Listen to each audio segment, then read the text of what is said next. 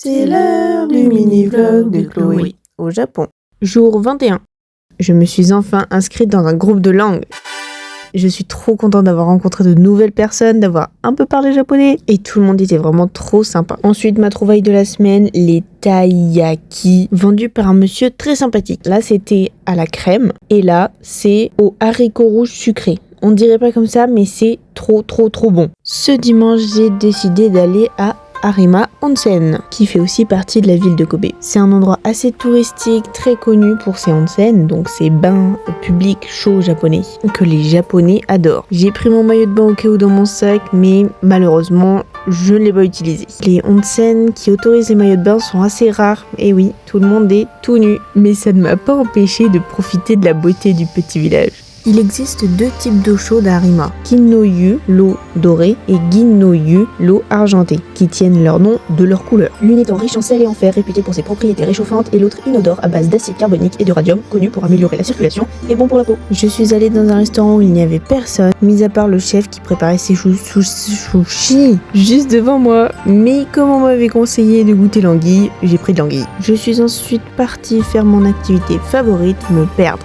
Ça me permet tout simplement de découvrir des endroits que je ne connaissais pas et de suivre un papy et une mamie pour découvrir un temple qui était placé juste à côté d'une maternelle. Petit clin d'œil à Madame Ogata, notre professeure d'anthropologie du Japon, qui nous a expliqué la présence des temples dans la vie quotidienne de tous les habitants, et on le voit notamment ici avec la présence de la maternelle.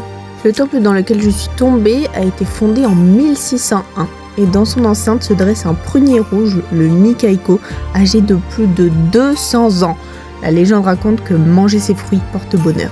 Mais c'était pas la saison. Dommage.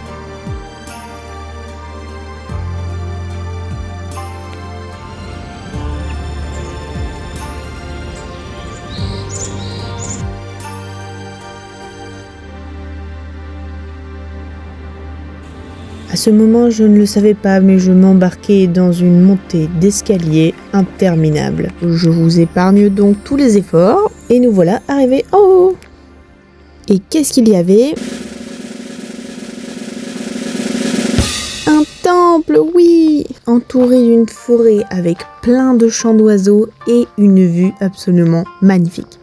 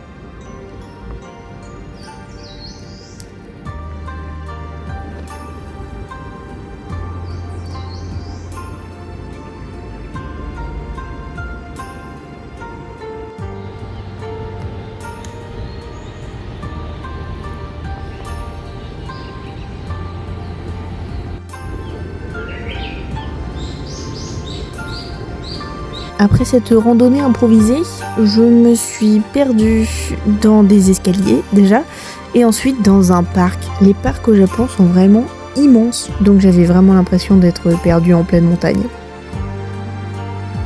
Et c'est en suivant le chemin que je suis tombée sur un autre temple. À part les moustiques qui se régalaient à me pomper le sang, il n'y avait absolument personne.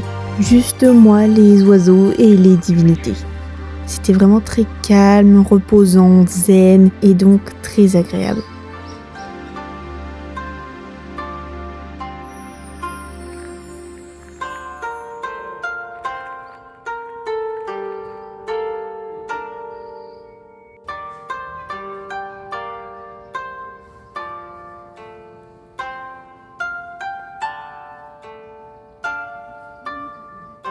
Sur le chemin du retour à la gare, j'ai dévoré des dangos que je n'ai pas eu le temps de filmer tellement je les ai engloutis.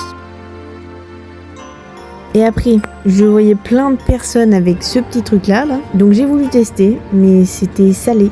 Il y avait du poulpe dedans. C'était pas terrible comme goûter et un petit peu écœurant, je vous avoue. Donc je ne recommande pas. Mais je recommande d'aller à Arima Onsen. C'était vraiment une super journée. J'y retournerai d'ailleurs pour aller dans des onsen et surmonter ma pudeur européenne. Allez, je vous laisse dans le train et à bientôt!